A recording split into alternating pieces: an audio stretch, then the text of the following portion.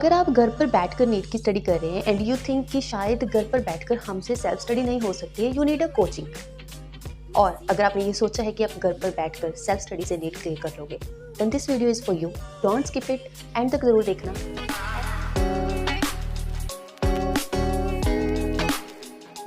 Hello everyone, here is a Preeti, third year MBBS student from Punjab. So first of all, I'm just talking about those students who are studying alone, like जो घर पर बैठकर study कर रहे हैं और जो सिर्फ सेल्फ स्टडी कर रहे हैं नीट के लिए, जिन्हें ये लगता है कि शायद नीट जो है वो कोचिंग से ही निकाला जा सकता है।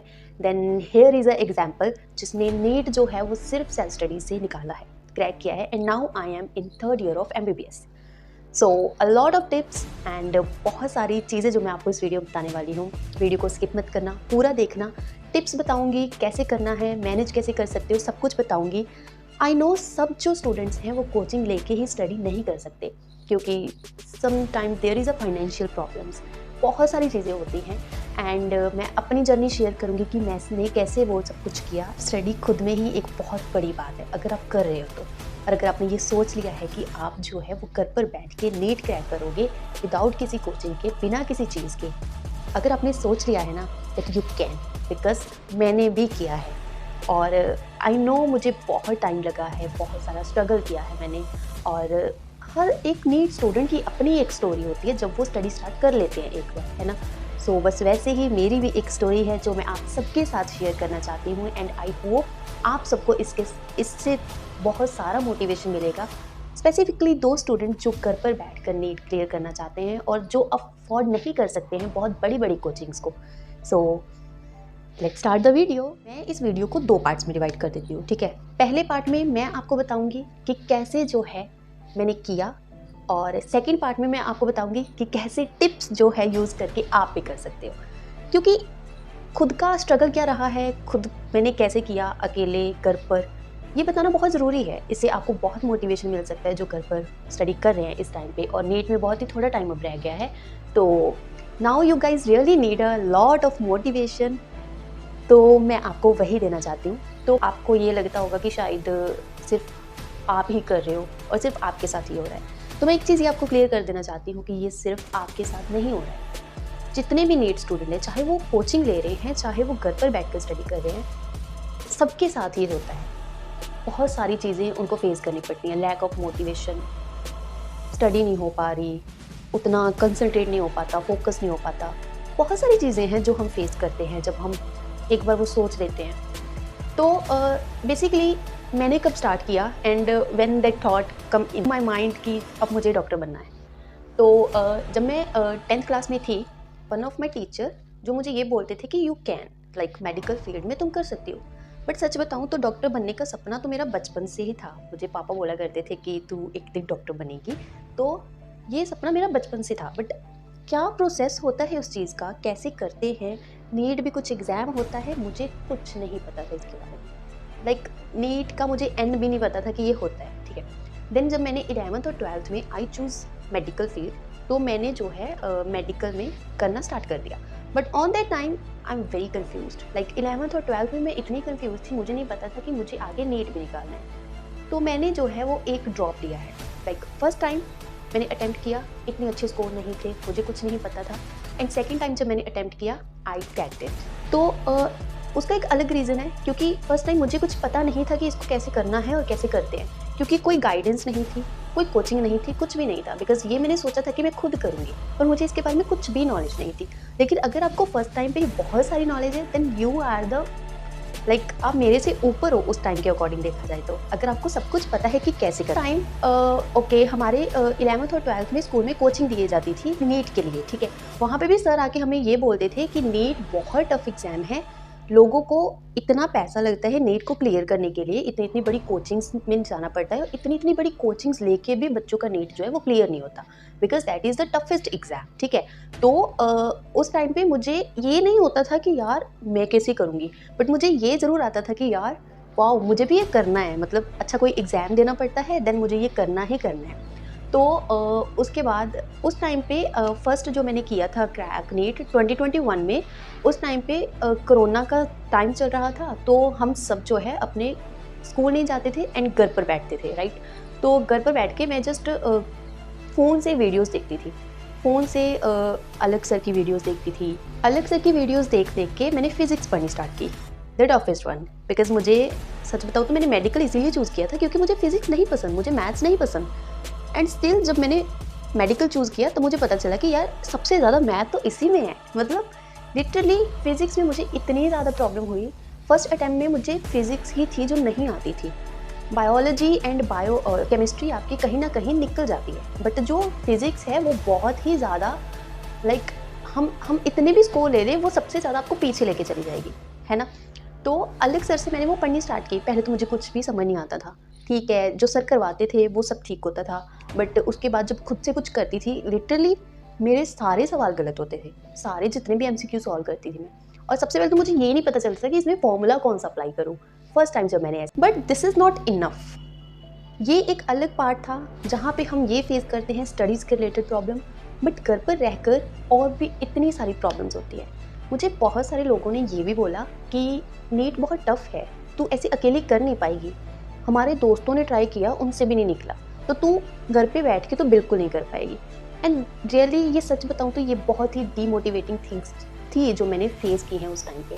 But one of the thing जो मुझे सच में हर बार सपोर्ट करते थे एंड हर बार मोटिवेट करते थे, my mother and father, they all are really support मी।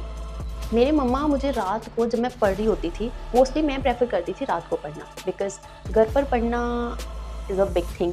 तो घर पर रात को अगर आप पढ़ रहे हो तो सबसे बेस्ट, क्योंकि सुबह बहुत सारा शोर होता था घर पे, कोई आ गया कोई चला गया, रिलेटिव्स आ गए, बहुत सारे लोग आते जाते रहते हैं, तो हमसे नहीं हो पाता है। तो इसीलिए मैंने ये चूज़ किया था कि मैं रात को पढ़ना स्टार्ट करूँगी।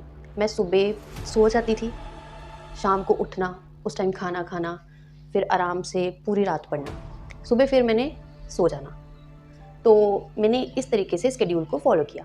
बट उस टाइम पे वन ऑफ माय मदर जो रात को स्पेसिफिकली मेरे लिए उठते थे, मेरे पास आके बैठते थे एंड मुझे अच्छी बातें बताते थे कि तू कर लेगी, मोटिवेट करते थे। तो सच बताऊँ तो मैंने मोटिवेशन कहीं और से नहीं लिया है, मैंने मोटिवेशन लिया है अपने मदर से, फादर से, अपनी फैमिली से। तो ये सबसे बड़ा मोटिवेशन है and that's all things are just a mindset. अगर आपने सोच लिया है ना, तो आपको ज़रूरत नहीं है कहीं और से मोटिवेशन लेने की, आप कुछ भी कर सकते हो। और घर पर बैठकर करना इज़ द रियली, अगर आप घर पर बैठ के नीट क्लियर कर रहे हो और अगर आपने कर लिया है then salute to you, because ये बहुत बड़ी बात है करना, राइट? और इसके साथ साथ इतनी सारी प्रॉब्लम्स मैंने अपनी बिल्कुल केयर करना छोड़ दी, कुछ भी नहीं। मेरे को एक्चुअली उस टाइम पे क्या होता था कि I have a problem with like nose bleeding. तो मेरे गर्मी के टाइम पे इतनी नोज़ ब्लीडिंग हो जाया करती थी पढ़ते टाइम, मुझे पता भी नहीं चलता था कि कब स्टार्ट हो गया एंड फिर वो इतना टाइम चलती रहती थी।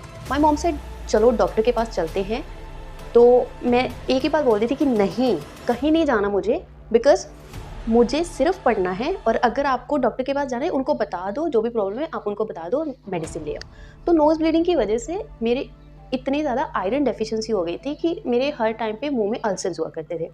तो फिर भी मैंने प्रेफ़र नहीं किया कि मुझे डॉक्टर के पास जाना है, दवाई।